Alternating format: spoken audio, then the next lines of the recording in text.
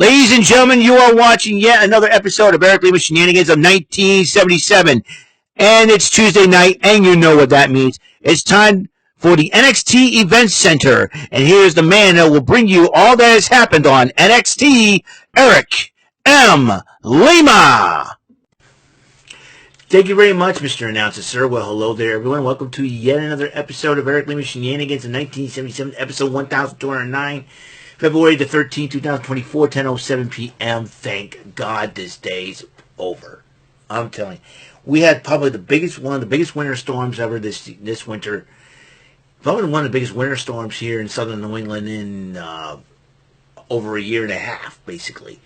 And for it to come here, I think we got about 6 inches worth of snow. Man, it was a crazy, crazy, crazy snow. And it got so bad to the point where the mall had to close at 2 o'clock. I mean, that was, so it affected a lot of sales. So, unfortunately, and the timing of this storm came out the day before Valentine's Day. Unbelievable.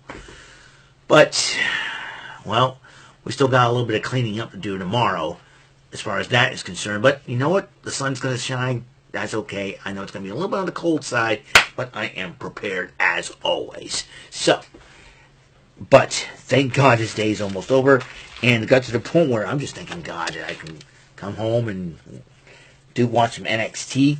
As you saw, like I said, it's been a crazy, crazy day, to say the least. Noam Dar and Oro Mensah start out with NXT Event Center, by the way, for the 13th of February, 2024. In fact, it was over 5 minutes ago. Over a couple minutes ago, I should say. Noam Dar and Oro Mensah talk about their matchup against Von Wagner and Mr. Stone. They tried to do the sneak attack approach applied by their sons, by Mr. Stone's sons. And they had the matchup, but the sneak attack did not pay off, but the tag team matchup, because Lash Legend and Jakara Jackson had to get involved in the matchup by distracting the referee, and Dar and Mensah end up winning the match. More on those two goomballs. Those two goobers. Meanwhile, Chase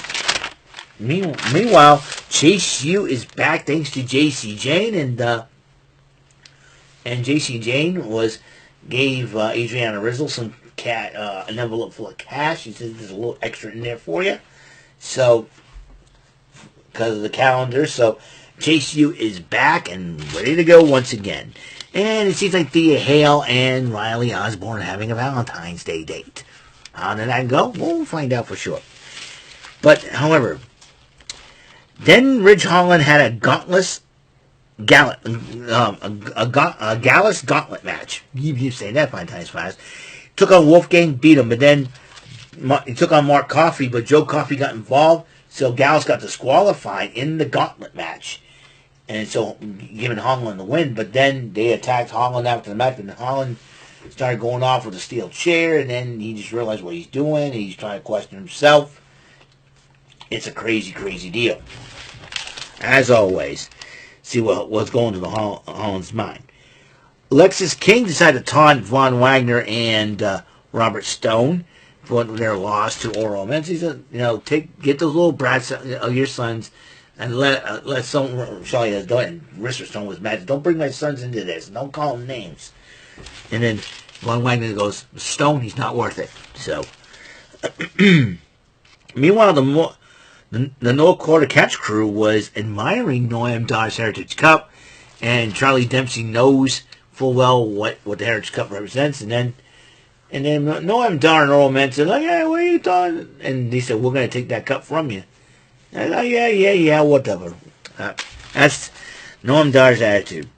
Lola Vice took on Tatum Paxley, and during the matchup, Lyra Valkyria appears at ringside trying to help Paxley out by giving her advice, but Lola Vice did end up winning the matchup with a submission hold.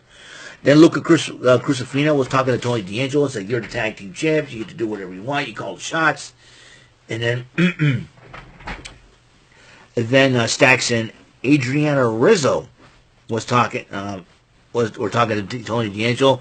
Adriana Rizzo's got her own match against Jada Parker, while Stacks and D'Angelo's got their tag team title defense against the WolfDogs, Braun Breaker, and Baron Corbin. Meanwhile, Valkyria was carrying Paxley to the back, but then Shotzi showed up and decided to challenge her. Itchy ear, hold on a second. Shotzi decided to challenge her for the Women's Championship. Next week, that match is going to happen. So Shotzi will get her shot at the title. Last time she went up against an NXT Women's Champion, Io Sky, when we should know as Io Shirai then. Then Adriana Rizzo took on Jada Parker from OTM. Adriana Rizzo fought, and Jada Parker ended up winning the match, though.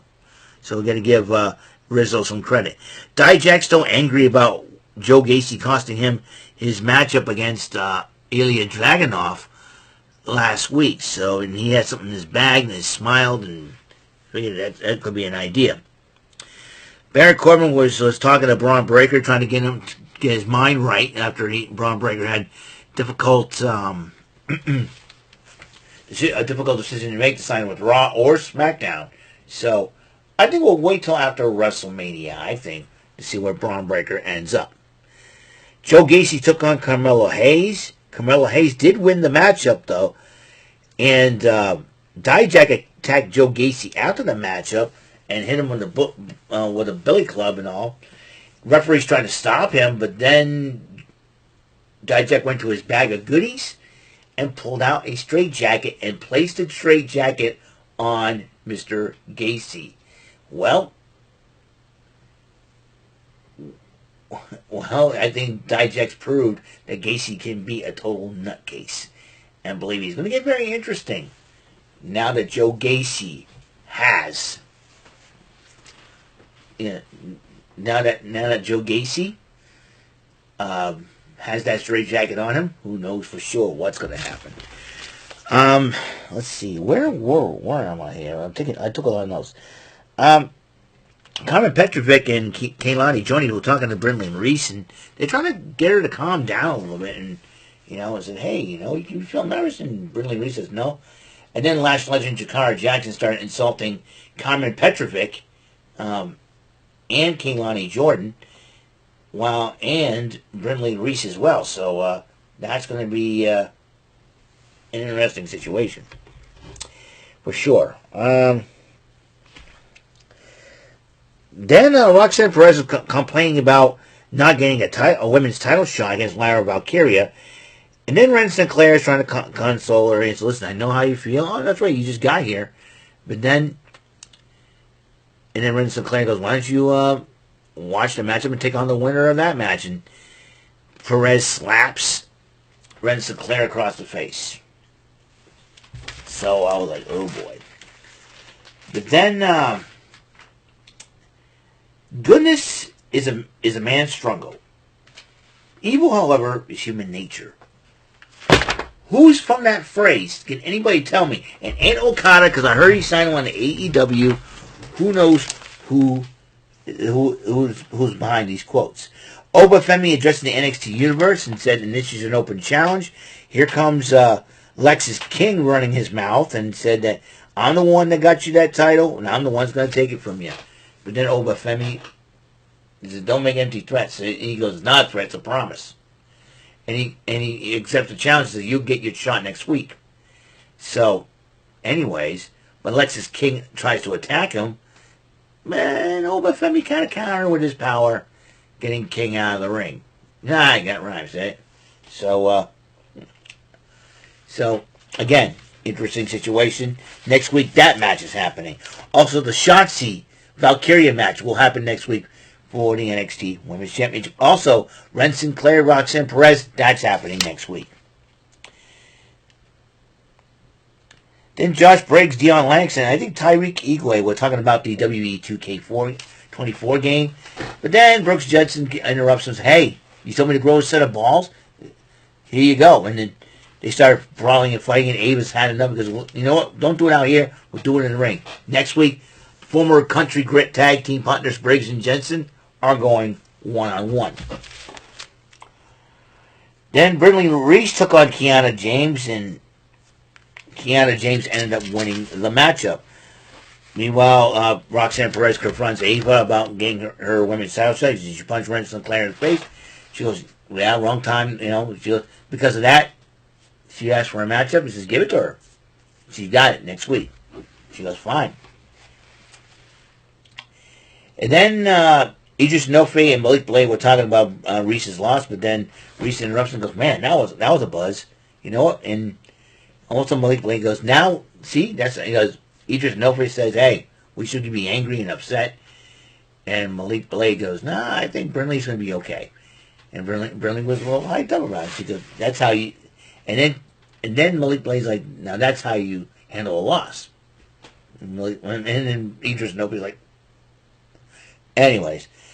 The NXT Tag Team titles were on the line in the main event of the D'Angelo family versus the WolfDogs. The D'Angelo family, Channing Stacks, Lorenzo, and Tony D'Angelo going up against Braun Breaker and Barry Corbin, who won the Dusty Cup. And ladies and gentlemen, we have new NXT Tag Team Champions. That's right. The WolfDogs. They done it. Braun Breaker and Baron Corbin. They are the new NXT Tag Team Champions. Well, they did it. They're an impressive team. I wouldn't be surprised if they end up being a package deal to go to Raw or SmackDown. Who knows for sure what is happening. Well, that is it for 1,209 episodes of Eric Lima Shenanigans in 1977. Hopefully tomorrow, if I do get on at 10, I am going to, because tomorrow I'm going to be basically going out, doing the outside, no inside stuff. It's outside time, and trying to clean up the rest of the snow shoveling. Here's the deal. Tomorrow, Joker's Wild, the 75th edition of Wild Wednesday. I'll see if I can try to get back on the right track with that, as I did on the Tic Tac Del bonus round yesterday. And AEW Dynamite. It's Valentine's Day.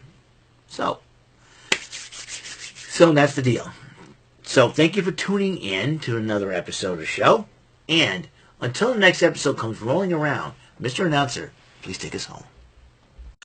That is all for today's episode. This is your announcer speaking for Eric Lima Shenanigans of 1977. A Big Beefy E, doing for Bob Saget Productions, and in association with a Raven Bofa Telepictures and Distribution. Thank you for watching today's episode. Tune in next time for another episode of Eric Lima Shenanigans of 1977. Goodbye for now.